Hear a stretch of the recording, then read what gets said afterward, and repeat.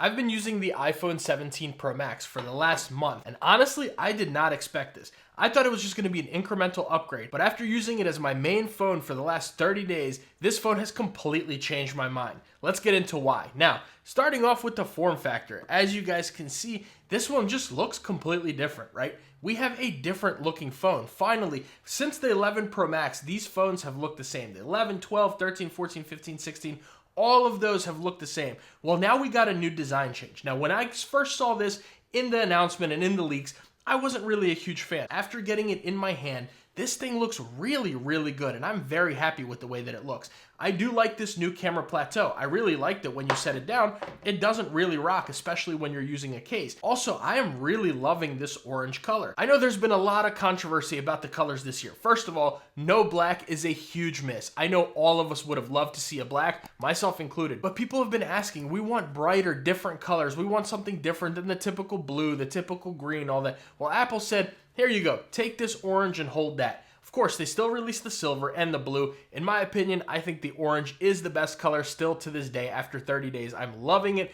I think blue is second best and silver is third best, but that's just my opinion. Of course, everybody has their own. Now, let's go ahead and get into the build of this phone. So we do have an aluminum case with this phone. You are getting Ceramic Shield, the original version here on the back, but you do get the new Ceramic Shield 2 on the front of the phone, which is supposed to be a lot stronger and more durable. Now, the back should still be pretty durable, but unfortunately, with the aluminum, let's go ahead and get into that durability. I've seen a lot of issues of people denting, scratching, and really just damaging the aluminum on their phones. That's one thing I do wish that we still kept from the 16 series is that titanium, because that provides a lot more durability. And even if you were to drop it, it can give you a way better chance of not having any damage on the phone than you could on an aluminum version like this. To me, the sides do feel a little bit more rounded. They were very rounded on the 16 Pro Max, but it definitely feels a little bit more comfortable to hold with this device. However, the aluminum of it does make it seem a little bit more slippery,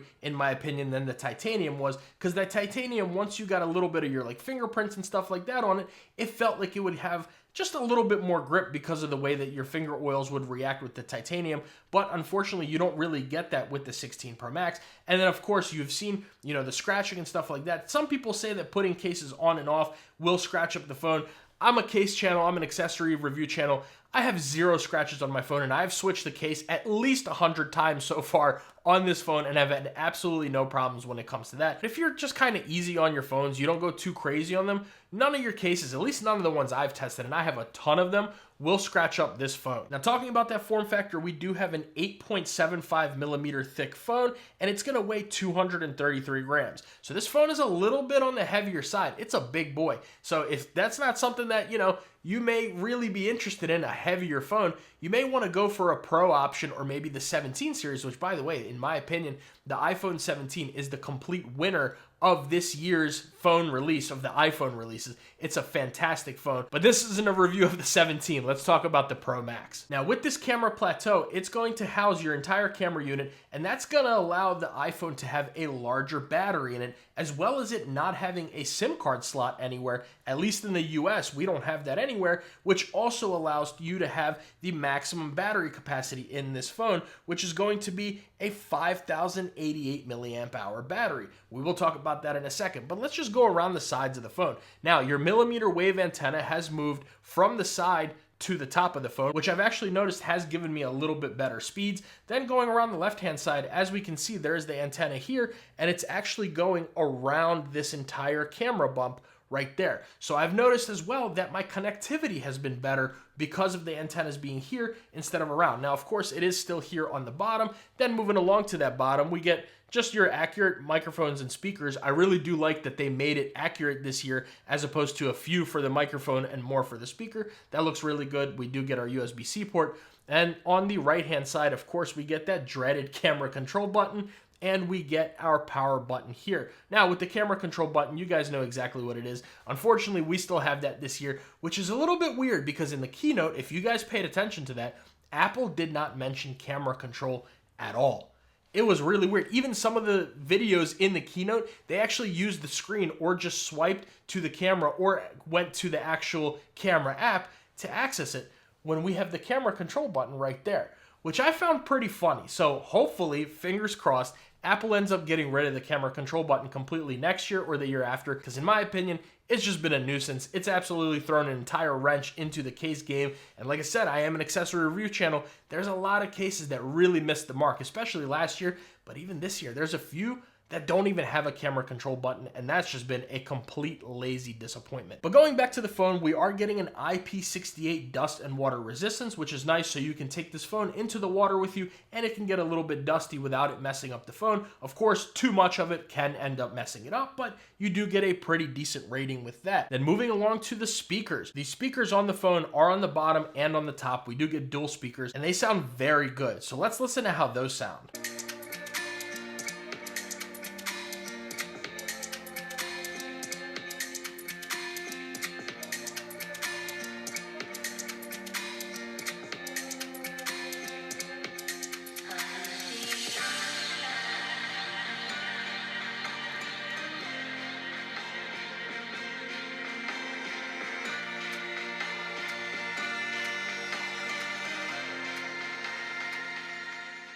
The speakers sound pretty loud. One thing that actually I've changed about this phone as opposed to my other previous phones is I don't keep my ringer at 100% anymore. Because of how loud these speakers get, I actually had to turn it down a little bit. I'm at about like 80% or so. There's no real percentage, but just with the slider, because this thing gets extremely loud, especially when you're just not in a very loud environment. You sit there, that ringer, depending on your ringtone, may even scare you. So that's actually a good thing in my opinion though, because even though I'm not someone who really watches a lot of content just on my phone, and that's what I said in my iPhone Air review as well, I a lot of the time have earbuds in, or it'll be playing, the music will be playing through my car or through a Bluetooth speaker. A lot of the times I'm not necessarily using the speakers, but when you do want them, these speakers do not disappoint. They got good highs, good lows, good mids. Everything sounds very good when it comes to them. Now, I'm no audiophile. Of course, there may be other phones that sound better, but in my opinion, this one sounds fantastic when you're listening to the actual speakers on the phone. So all in all, with that build and form factor, really the only thing that I don't like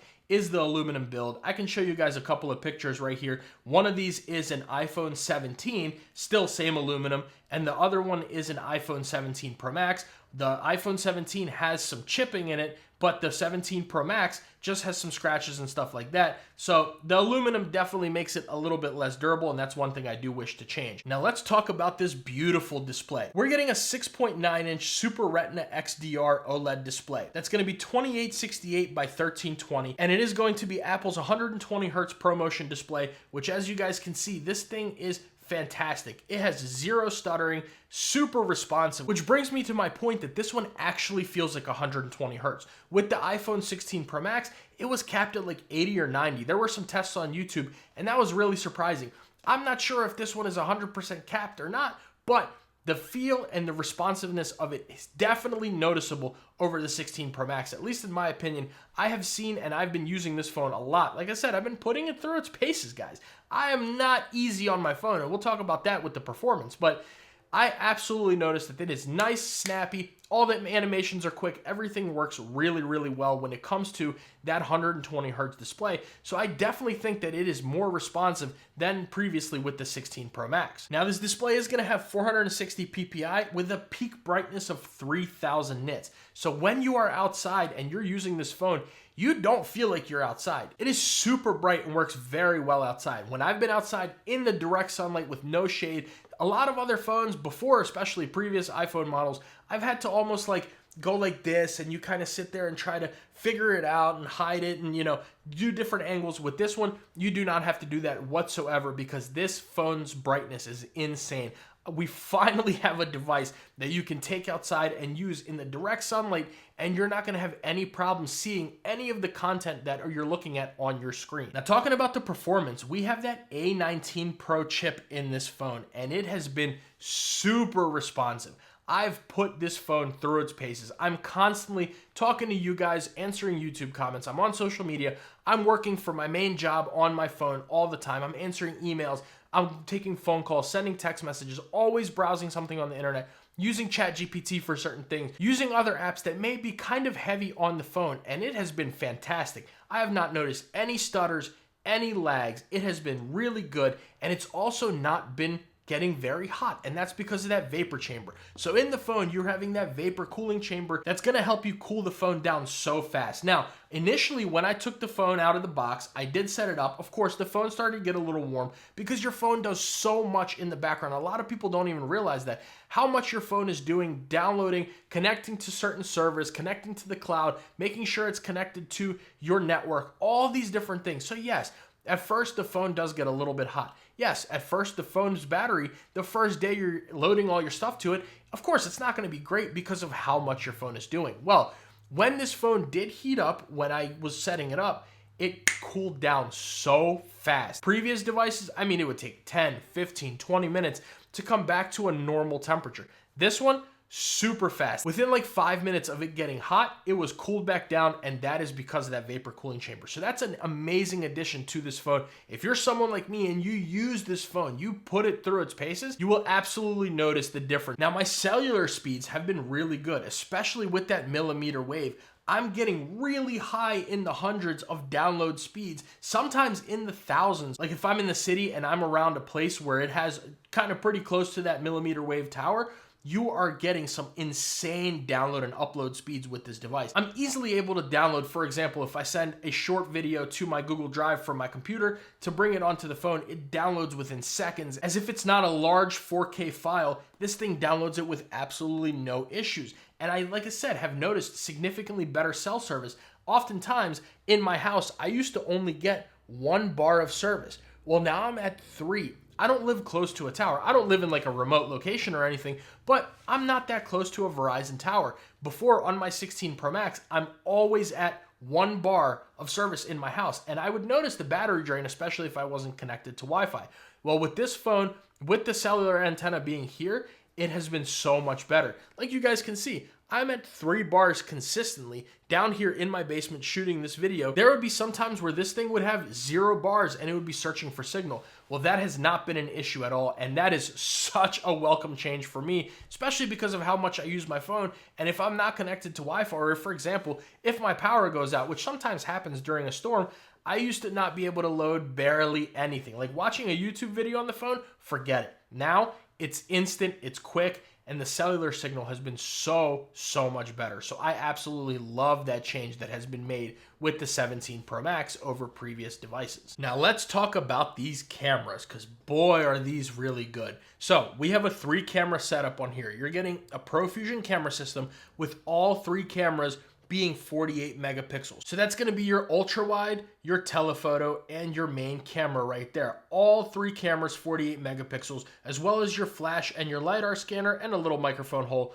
that are moved over to the right. Like I said, this camera plateau, in my opinion, looks great. When I first saw it, I did not like it, but ever since I've had the phone in hand, I really have been enjoying this camera setup over the old just iPhone cameras right here, with this being open with that crazy rocking on the table and all that. It has been trash. But these cameras, one thing that we finally got is an upgraded telephoto lens, and you're getting up to 8 times optical zoom. So what that means is this camera will actually zoom in up to 8 times. Of course, it'll go higher. This goes all the way up. I'll show you guys.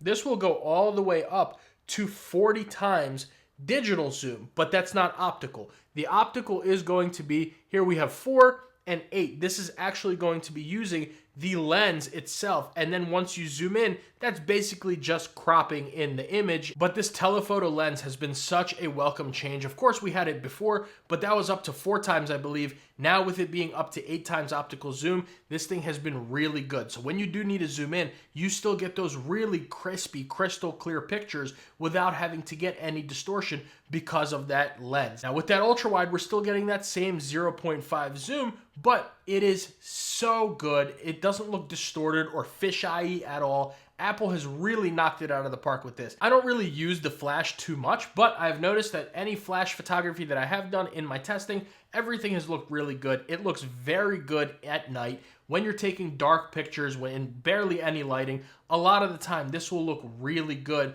when you are taking those pictures, and this camera does some excellent processing with those. Now on the front, you are getting an 18 megapixel center stage camera. So we actually have a square sensor here up at the top instead of a rectangular one like before. So what you can do is you can click this button and you can actually record while you're in portrait mode, just like this, holding your phone in portrait, and it'll be a sideways video. And what's nice is you have the center stage, so as you move around in like FaceTime videos or anything like that, it'll follow you around, as well as you can go here, click that, and you can turn on auto zoom and auto rotate. So auto zoom will basically work this way. So if you're taking their picture, let's say you and a couple of people are standing there, it'll zoom in and out correctly without you having to turn your phone like this, so you can actually get that picture exactly the way you want. And you don't have to sit there and hold it weird and, at an angle or anything like that. The iPhone will do it smartly, completely for you. And like I said, with that square sensor, you can hold your phone vertically and it records sideways video, which, by the way, in my iPhone Air full review, which I will leave at the end of this video and it's pinned up at the top right now, you can see I did a whole mini vlog with the iPhone Air, which has the exact same front-facing camera. And you can do the dual video recording, so you can see out of your front facing and your rear facing camera at the same exact time. I did include that in my little mini vlog as well, where you can record both of those so you can get your raw live reaction on anything while recording the subject itself as well. So this camera has been such a welcome change. If you guys did see that iPhone Air vlog, you can see exactly the entire time I was shooting in portrait mode, but you guys see it in landscape. That has been mind-blowing, especially if you're a content creator. That makes life so much easier. But even if you're not and you just like recording videos, you can finally just hold them just like this, but still get them in landscape mode. And that's been fantastic. I have been loving that. And that really alleviates having to hold your phone like this while you're recording, making it a little bit more awkward in public, like especially if you do like a vlog or anything. You're walking around like this, recording your phone. You don't have to do that. You can just quietly, inconspicuously walk around just like this. You're recording yourself, and it looks really good on whatever platform that you want to upload those videos on, or just for your own personal watching. So let's take a look at a few test pictures that I took, and I also did a little screen recording while I was at the Ravens Stadium. Go Ravens. While I was at the game, I did a little screen recording of me zooming all the way in up to that 40 times and then zooming out, and you can just see how good this camera is. So let's look at those.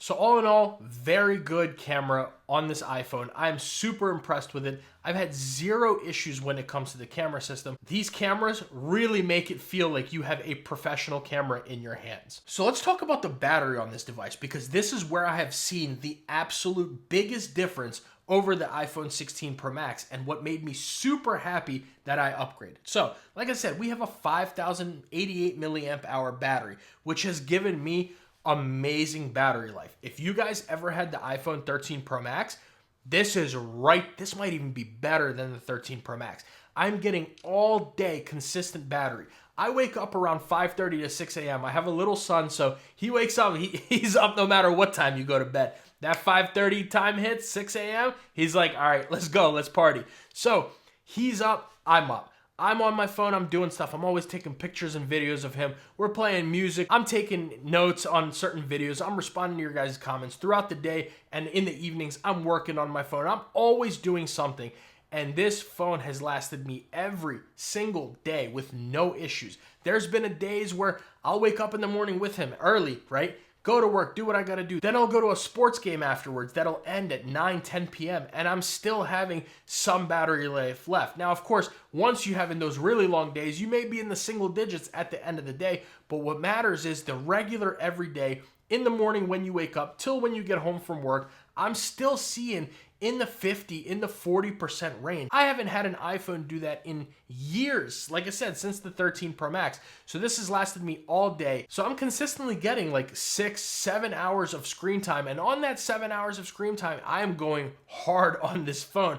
And I'm getting a ton of screen idle time, which is really good as well. So the phone's not drawing a ton of battery while it's just chilling there without you touching it. Even with your notifications coming in, your always on display being on. So the battery has been amazing when it comes to this phone. Now, talking about the charging, you are getting 40 watts of wired charging and 25 watts of wireless charging. And it is supportive of Qi 2 and Qi 2.2 charging, which if you guys don't know, Qi 2.2 is the newest in wireless charging technology. And I do, of course, have some videos on my channel about that. So make sure you get subscribed because we got all the Qi 2.2 charging accessories coming. Qi 2 25 watts, it's called often as well, coming on the channel. So definitely stay tuned for that. But I love that the iPhone supports it. I honestly always wirelessly charge my phone. Yes, are there phones that charge faster wirelessly? Sure. Are there phones that charge faster wired? Absolutely. There's some that charge, 60, 70 watt charging, even higher. Cool. I don't need that, right? Like I said, the battery lasts me all day long. I plug my phone in overnight. I don't even plug it in. I put it on the MagSafe charger. I'll attach it. It'll go into standby mode, so I have that nice little clock on there. I charge my phone at night. Is that the right way to do it? Who knows? Who cares, right? You do what makes you happy. You do what works for you, and that works for me. I take it off the charging at 5:30, 6 a.m. I put it on the charger at night when I go to sleep. Sometimes it gets plugged in the car. My car has wireless CarPlay, but like my wife's car does not, so you'll plug it in, and yes, sometimes it'll get a little top up, but it's not long. I'm not driving, 4, 5, 6 hours, whatever. 10 minutes, 20 minutes, 30 minutes, sometimes tops like an hour if we're going somewhere a little further away. But you'll just plug it in, take it out, and that gives you even more battery life. But on days where I don't plug this thing at all, the battery is spectacular. And honestly, I am so happy. And in my opinion, that is the biggest upgrade when it comes to this device. And I'm all here for it. Which let's go ahead and talk about what my final thoughts are of the iPhone 17 Pro Max after a month. So like I said, guys, I did not expect this phone to be such an upgrade over the iPhone 16 Pro Max. Usually they're all incremental upgrades. Well, with the 17 Pro Max, it is definitely not incremental. It is a major upgrade in a lot of different areas, and I am all here for it. So talking about iOS real quick, it has been very good for me. I've been loving iOS 26. There has been 0 bugs for me. I had the beta. From day one, I had developer beta all the way up until public release of the full software. Now, I don't really have any bugs. I don't get any crashes on the phone. I don't get any stuttering, no weird restarts, none of that. Everything has been working really well. Liquid Glass. I've been really enjoying Liquid Glass. At first, when we got it, when the beta came out, that thing was terrible. I can't even explain to you guys how much I hated it. You can go back on my Twitter and even look. As soon as I got it, I was like, nah, this Liquid Glass isn't it. How do I turn this off? Now, I'm loving it. I love the little animations. When you turn your phone a little bit, the reflection on the icons move around. There's so much little attention to detail with iOS 26 and a lot of these little different just kind of things that it might be a gimmick. It might be just for show, but it looks good. It makes you feel like you're using an actual premium product with the software designed from the ground up to just look really good. It looks premium and it makes you feel a little bit better about spending the $1,300 that this phone costs. Like I said, the battery life has been incredible. That's worth the upgrade just in and of itself. Then the performance, really good, doesn't get hot, feels excellent in the hand. It's a little bit bulkier, it's a little bit heavier, but with a case on it, or even without a case, it feels really good in the hand. The biggest downside for me was the new aluminum. I do still wish it was titanium, but aluminum is a lot better at heat dissipation, so I definitely understand why they did that. I just wish that we could get that titanium build back because of the durability. It hasn't been bad. I don't have any scratching on my device whatsoever from removing a bunch of cases, from sometimes using it caseless, nothing at all. It's a fantastic device. I can absolutely recommend for you, even if you have the iPhone 16 Pro Max, to go out and upgrade this phone. Some people say yes, some people say no. I say definitely, it is worth the upgrade. For me, I was super happy with this upgrade, and I still am to this day because of the battery life, the performance, and that camera system. But that has been my 1 month review of using the iPhone 17 Pro Max as my everyday phone. Let me know what you guys think about it down in the comments below. I can't wait to hear your thoughts because I absolutely love this phone, and you better believe it's going to be my main sim a lot throughout this year. Make sure you guys like the video and subscribe to the channel. That goes a really long way for me and allows me to make these videos for you. We are this close to hitting 10,000 subscribers on the channel, guys. I'd love to see that happen. So if you're interested in what I had to say or you like this review, get subbed up because I got a ton of other phone videos coming, as well as, all the accessories, the chargers, the cases, the battery packs, all that is coming on the channel. So definitely stay tuned for that. But if you guys want to see my full review of the iPhone Air, yep, I still have it. I'll leave that video right here. You'll be surprised at that one. But if you guys want to see my top 5 cases that you can buy at Best Buy right now, I'm a case channel, got to talk about it. That video is right here.